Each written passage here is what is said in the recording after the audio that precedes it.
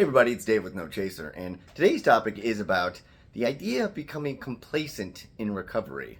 Now, I think this is an interesting topic because I hear this a lot at meetings, and it doesn't seem like everybody's always talking about the same thing when they say the word complacent.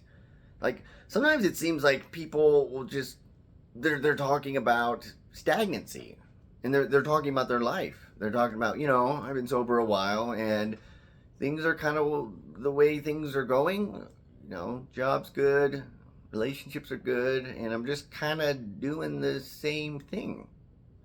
And I think where the mix-up is, and this is something I know that I've mixed up a lot. Maybe not with complacency so much, but with evaluating how my life is going, is that I think in people that I know that not only have like longer sobriety, but more importantly, I look up to them. They're people I admire, and they don't always seem happy, but they seem more at peace, and they seem more driven by purpose than meaning in a way. And that's something I've been trying to change about my life, not just chasing happiness and whatnot. But when I feel like they talk about complacency, it basically it kind of goes into like two categories of when it's talked about.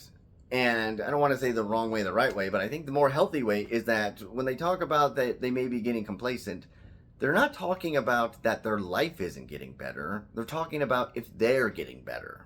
And I think that is a big distinction, because one of the traps that I always fell into is just, my things aren't getting better, or maybe things aren't getting better the way I imagine they are. There's times where I'm like, things are good because I'm doing well at my job, maybe a promotion, or maybe getting a different, better job. The relationship's going well. I've repaired a lot of things in my life, and I have this unhealthy expectation that needs to keep going and going. And one thing about life is that I don't want to say you can't always better it, but you can't always better it.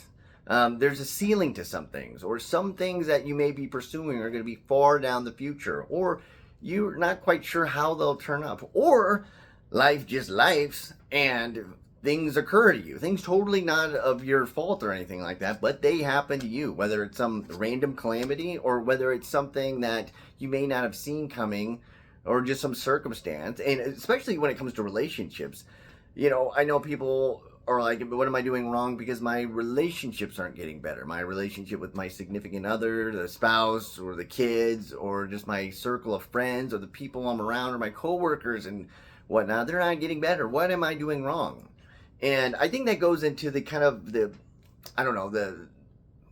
not correct way. I don't want to say not correct way. I'm just a dude with a phone in a room, But what I'm trying to say is that the idea of complacency that I think is actually healthy to look at is, again, when it's not about your life, but it's about you. Because something you can always work on, and something you can always try to better, is yourself. And that, I'll be fully transparent here, there's been a lot of times where that was not necessarily on my mind. I wanted to be a good person, but that wasn't quite the main focus. It was one of those things where I was like, I don't want to be a liar anymore, so I'm going to be honest. But is it because I actually really am driving to be a more honest person, or I just don't want to be a bad person? And you start thinking about things like your own principles, your values, or things like your integrity. And a crazy thing about life is sometimes being the better person can make your life harder, especially in relationships. But even certain things like what you pursue in your life, you have to balance your ambitions and your passions, or your hobbies, or your interests, with your responsibilities, or responsibilities that you are taking on. Thinking about like, how selfless am I being? So going back to the thing where I've heard people just be like, I just feel like I'm hitting complacent, or I don't want to become complacent. And in some sense, what they mean is that I want my life to keep getting better, or I want to keep doing better.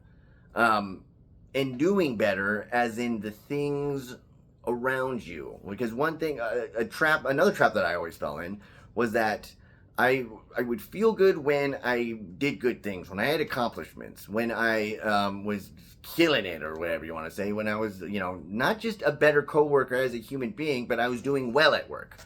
And I'll admit, for a lot of times in my life, I wasn't the top thing was not becoming a better person. It was about having a better life. And those are two very big distinctions, you know. So I was many times becoming complacent, and I didn't realize it because, like, no, I'm driving, I'm working hard, I'm doing a lot of things.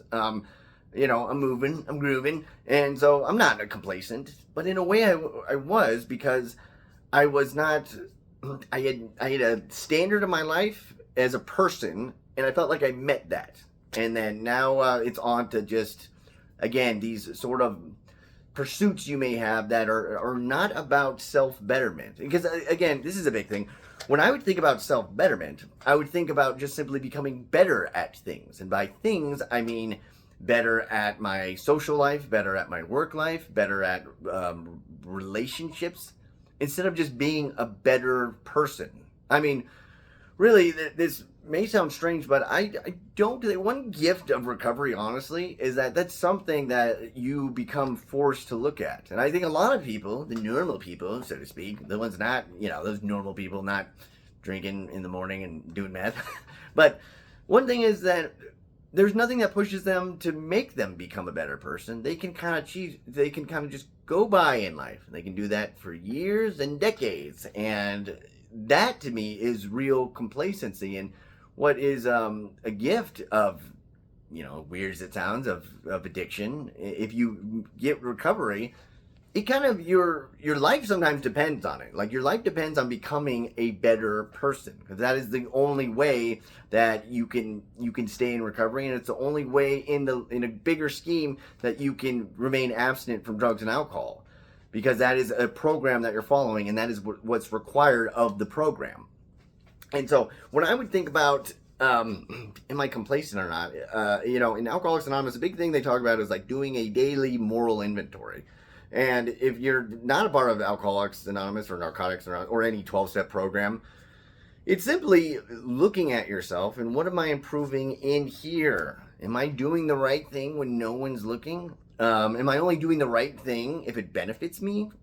Or to be validated, or to just feel good about myself. It's good to do things for others to feel good about yourself, but if that is like the main driver of it, and if it doesn't make you feel good anymore, you don't do it anymore.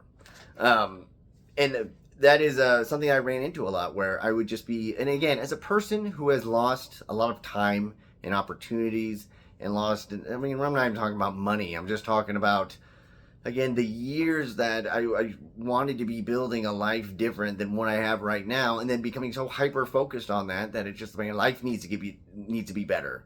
I got to keep going and going, and I got to keep improving, and I'd run into this wall, because it's like, dude, you can only improve it so much at this point. You can only improve it so much at a certain pace.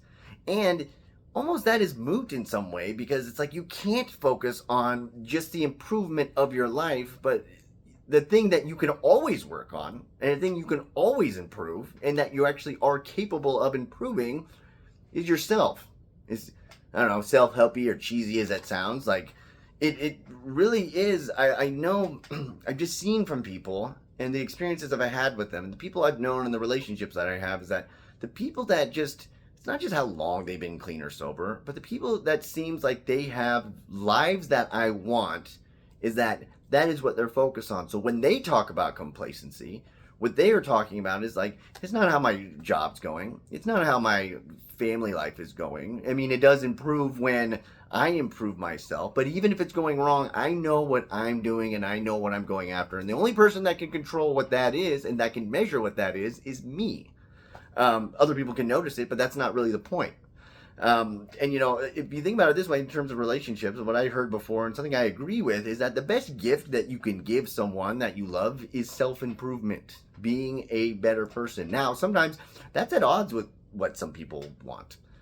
And those are sacrifices that you have to make. But if you are truly with quality people, that self-improvement of yourself is the best thing that you can give them, in a sense. And I know for a long time, and something I still work on, is that, you know, you're worried about things you're trying to accomplish, or things you're trying to get into your life, a way of living you're trying to get to. And it really is, it's more so about, not just about being a good person for being a good person's sake, but really wanting to be a better person and having you be the only one that judges that. Not looking for outside validation, not looking for compliments, not looking for other people to assess you and to look like a good person to other people, but to truly find a way where you can have a compass that measures that and directs it for yourself. And that is another key thing, is that one horrible thing that addiction had did to me is that I became completely lost. I lost any sort of North Star of who I was as a person, the values I had, any principles I lived by. I didn't even think about that. But there was times even in sobriety where I may have thought about it, but that wasn't the main goal. And it is very hard, especially in this day and age, or whatever you want to call it, it's very hard to not think about bettering your life. And again, not just about having better things. Some people measure that by the car, house, these physical, material things, but also just how, the esteem I have from the work I do, or how much money I make, not even in terms of having more money, but how that actually, the tax bracket status that makes me feel better about myself as a provider. And that's all that matters, not so much about how present I am in these relationships with the people I love, but also in a bigger sense. I mean, this is, if you look at like Maslow's hierarchy of needs, like the tippy top one is a self-actualization. And that's the one that's the top, where it's like you build all the other things before that. And in some sense, the complacency is when you're no longer worried about that top thing, because you're like, that top thing, it's a little thing. I need to focus on all these other things, that come before it.